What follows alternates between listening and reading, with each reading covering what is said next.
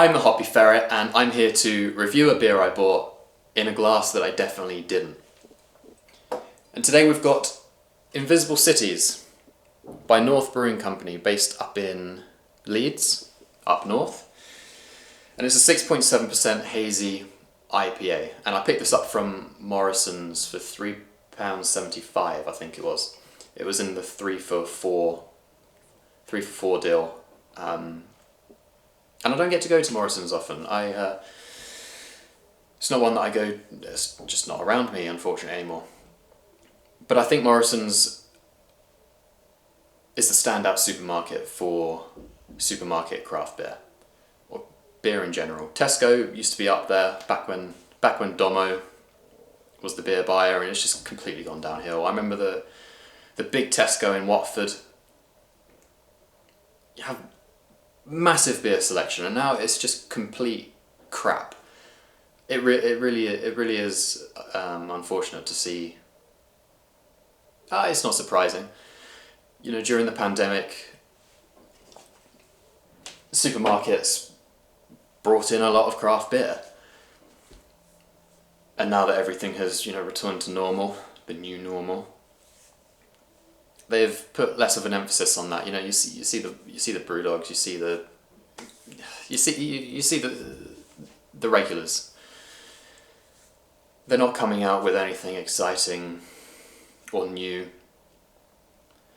except for Morrison's. They do have a great beer selection, and so it's not surprising, therefore, that we've seen a North Beer Company in there. Lost Cosmonauts and Abstract Lens, two standout beers by North Brewing Company, in my opinion, and they were both available in the supermarkets. I think Lost Cosmonauts came sort of first, quite early on in the pandemic years. Abstract Lens was maybe 2021, 2022. Invisible Cities, interestingly, was also brewed in 2022. It's still in production. I haven't seen Abstract Lens for ages, and I think Lost Cosmonauts might still be kicking around in Tesco. Tesco's craft beer selection has gone completely downhill, in my opinion, as with many of the other supermarkets.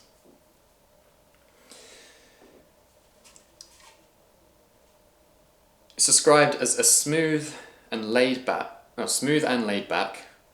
This hazy IPA is a delightful bounty of tropical flavours: coconut cream, succulent pineapple, lime, and fresh orange. And can I get this in focus? Oh, come on. It's probably focusing more on my head. Let's get it right up. Never mind. There's an Oxford comma. There is an Oxford comma in this description. That makes me very happy. It's also vegan, if that's important to you. But there's an Oxford comma. It describes coconut cream and lime. So I wonder if this beer has sabro in it. Let's pour it out and find out.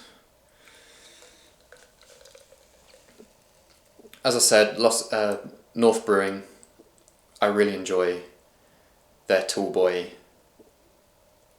beers that you can find in the supermarkets. Sputnik was a beer that came out in 330ml into Tesco, which was a Kvike Session IPA. That didn't really leave much of an impression on me. It's pretty carbonated, this one.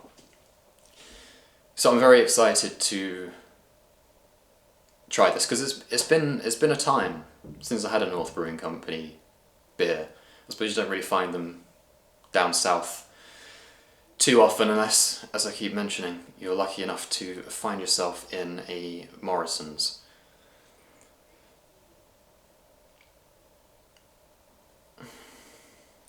I mean, it's kind of tough to get past that head, but this, yeah, that's sabro. I can pick out sabro easily. It's not the hardest hop to pick out. It's very in your face and very, very noticeable. And that's why it's why I love it so much, because it is so unique. It's not necessarily the pineapple, the orange, those sort of aromas that I love in beer.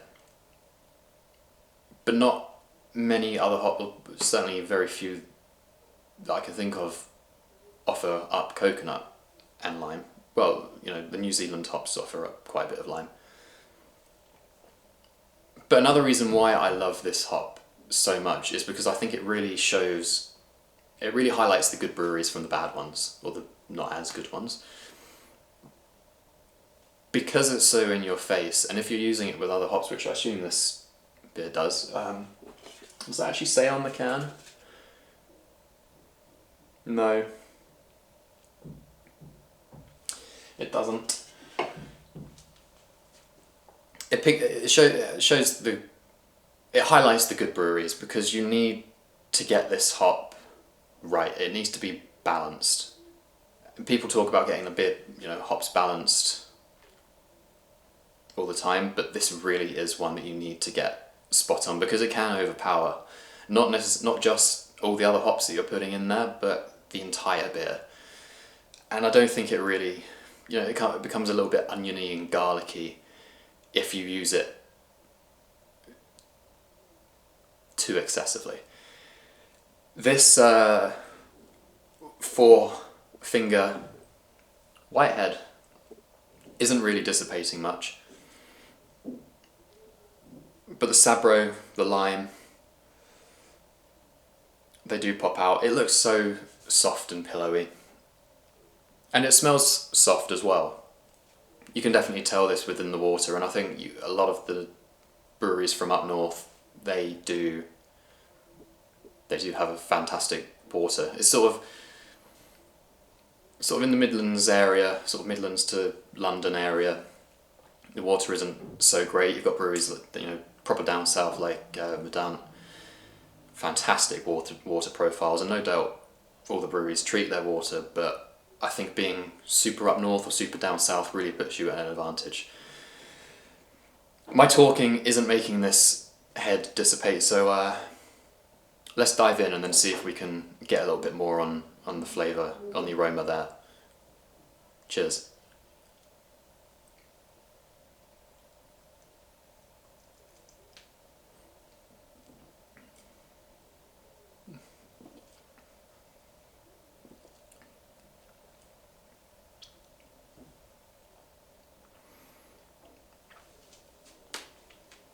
There's a nice little bit of spiky bitterness right at the top. You get lime. Lime is the first thing that I pick out. Dries out the mouth, makes you salivate, it's refreshing. Yeah, the lime, the coconut, orange. Yeah, orange right on the back end, and then it's backed up with a nice little bit of malt right, just a hint of malt right at the end. It's lovely. And as I said, even in the aroma, even just like the aroma, the sabro isn't overpowering. This is a heady beer. It's going to be tough to get through this. The head, not the beer. The beer's going to go down very well. And I get what they mean by coconut cream, because it is creamy, and I think that's sort of a nice little interaction with the sabro and the oats that they've put in this beer. It's definitely hazy. It's not the haziest beer ever. So I wouldn't say that the oat addition is mega. I think the softness, as I said, mainly comes from the water treatment. And I don't think I spoke too much about the water when I definitely did when I was smelling it, but not so much when I was tasting it. And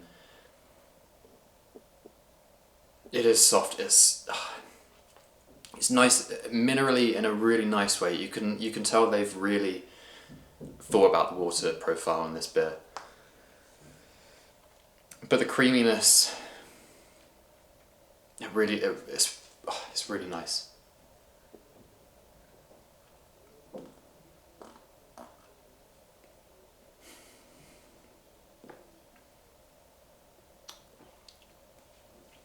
Coconut, lime, a little bit more coconut,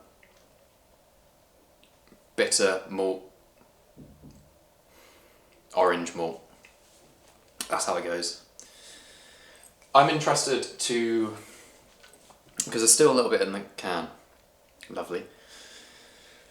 If I try not to be overly aggressive with this pour, but see if I can get a little bit of. There we go. Not only do I love breweries that get sabro spot on, or beers that get sabro spot on and well balanced. I love beers that have sediment in them, because it really brings out a unique or a different dimension to the beer that you're drinking. I think it's great to pour the beer in, leave a little bit in the bottom of the can if you know that there is sediment. If not, just chug the whole thing in. Smell it, taste it, have a few sips, pick up the can again, swirl it around once some of that carbonation's kind of died down a little bit. And I do find that sediment will knock some of the carbonation out as well. Pour it in and then see how the beer changes, because it does, and I think it makes for such an interesting drinking experience. And you can see this is definitely gone a lot hazier. It's a lot murkier. Still a four-finger white. I'm gonna fall asleep on this head later on. It's sticking around so well. The bubbles, they're quite compact. You got a few sort of bigger bubbles that you can see in the head, and from what I've heard, the smaller the bubble, the better the beer. Not sure why, not sure how much truth there is in that, but beer reviewers seem to like saying it, and I'm going to continue carrying that torch. Now that the sediment has been poured in, the creaminess pops out a lot more, but not overpowering. I haven't mentioned anything about the pineapple, and I'm not picking much of that up, I've got to be honest.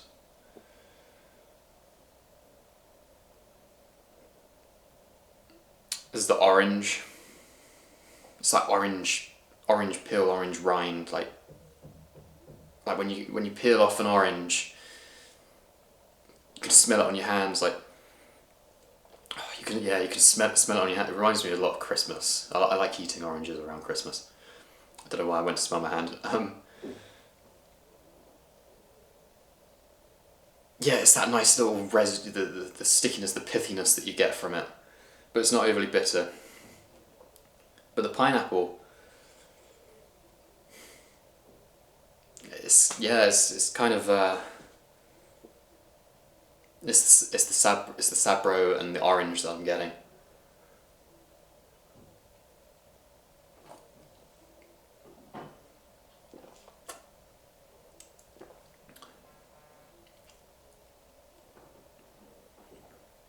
It's so soft and pillowy.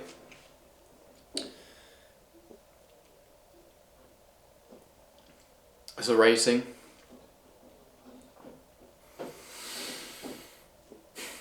I'm going to give them an extra half a point for the Oxford comma in the description. I don't think it's deserving of a 4 point. Well, it's deserving of a 10 out of 10 for copywriting, but it's opening up more now that I can swirl it. Swirl it a bit easier. But still none of that pineapple. I'm gonna give it a 7.5 out of 10. It's a fantastic beer. It's well brewed. It's soft. You get a lovely bitterness from it, but it's not overpowering. Not overpowering the softness of the beer. The sabro is lovely. It's creamy. The oats are a fantastic addition. It's full-bodied. And I think the steps, the phases that the beer goes through when it's in your mouth, like I said, you know, the coconut, the lime, the malt, the orange, a little bit more of the malt, whatever way that I said it. Just making it up as I go along, honestly. It's great. I just wish there was a little bit more of that pineapple in there, but the orange backs like the coconut and the lime up really well. So it's a 7.5 out of 10. 7.5 out of 10. Cheers.